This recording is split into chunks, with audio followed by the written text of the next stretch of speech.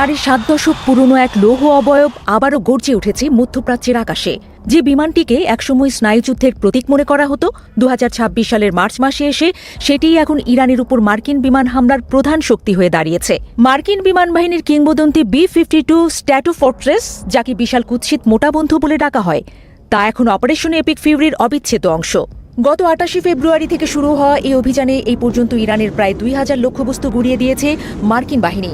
মঙ্গলবার সকালে মার্কিন সেন্ট্রাল কমান্ড নিশ্চিত করেছে যে তারা তাদের সবচেয়ে পুরনো এবং শক্তিশালী এই বোমারু বিমানটিকে সরাসরি সম্মুখ যুদ্ধে নামিয়েছে।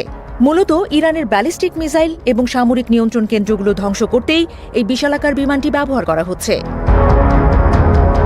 প্রতিরক্ষা বিশেষজ্ঞ ক্রিশ্চিয়ান ডিওর মতে, এই বিমানটি এতটাই পুরনো যে একে অনেকে স্ট্র্যাটোসাস বা ডাইনোসর বলে ডাকেন, কিন্তু বয়সের ভার এর মারণ ক্ষমতায় বিন্দুমাত্র ভাটা ফেলতে পারেনি। ভিয়েতনাম যুদ্ধ থেকে শুরু করে পারস্য উপসাগরীয় যুদ্ধ কিংবা আফগানিস্তান ও ইরাক অভিযান, সবখানেই B-52 নিজের ধ্বংসাত্মক ক্ষমতার প্রমাণ দিয়েছে। এবার তেহরানের আকাশে এর উপস্থিতি এক নতুন সমীকরণ তৈরি করেছে।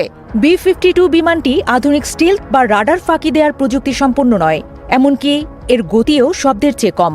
তা সত্ত্বেও মার্কিন জেনারেলরা নির্দ্বিধায় একে ইরানের আকাশে পাঠাচ্ছেন। এর একমাত্র কারণ হল আকাশে আমেরিকার একাধিপত্য। ইরানের বিমান বাহিনীতে থাকা পুরনো মডেলের F-14 টমক্যাট বা MiG-29 যুদ্ধ বিমানগুলো এই মার্কিন দানবের সামনে দাঁড়ানোর সাহস পাচ্ছে না বললেই চলে। এই অভিযানে B-52 থেকে ঠিক কী ধরনের বোমা ফেলা হচ্ছে তা নিয়ে এখনও ধোঁয়াশা রয়েছে।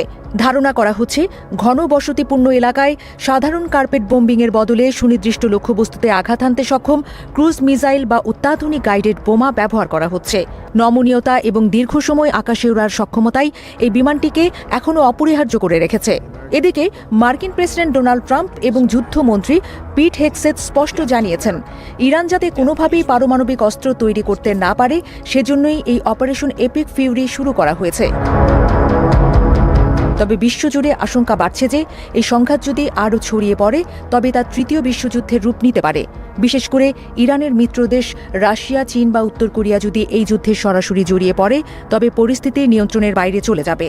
সবচেয়ে বড় আশঙ্কার খবর হল, মার্কিন বিমান বাহিনী তাদের সমস্ত B-52 বিমানকে আবারও পারমাণবিক বোমা বহনের উপযোগী করে তোলার প্রস্তুতি নিচ্ছে।